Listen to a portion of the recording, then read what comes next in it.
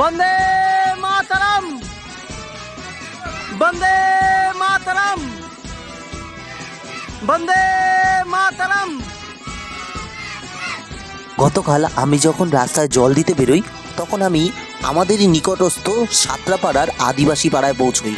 সেখানে পৌঁছে দেখলাম কচিকাচাদের সাথে মিলেমিশে বেশ কিছু দাদারা মিলে ফ্ল্যাগ তোলার প্রস্তুতি নিচ্ছে।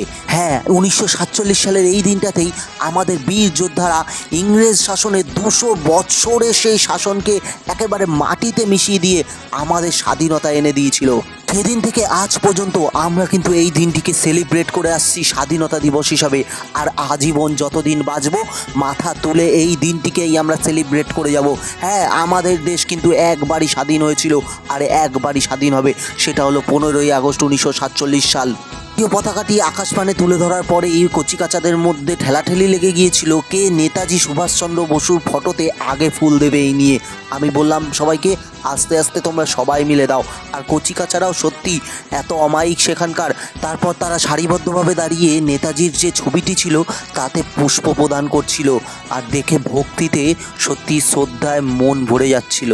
এই বছরের স্বাধীনতা দিবসটা আমাদের সকল পশ্চিমবঙ্গবাসী তথা ভারতবাসীর জন্য কিন্তু খুব একটা শুভকর ছিল না, কারণ আমরা সেভাবে মন থেকে আনন্দ করতে পারিনি।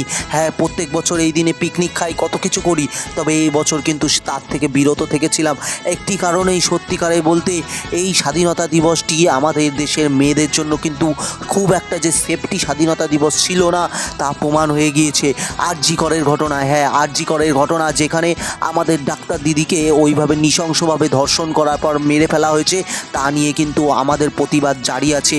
আর আমরা প্রতিবাদ করে যাব যতদিন না বিচার হবে, যতদিন না এসব ধর্ষকরা সমাজ থেকে মুক্তি পাবে, ততদিন কিন্তু আমরা এর প্রতিবাদ করে যাব। এই ধর্ষকদের যতদিন না কোনো সামাজিক ব্যবস্থা হবে ততদিন আমরা এর বিরুদ্ধে চলে যাব।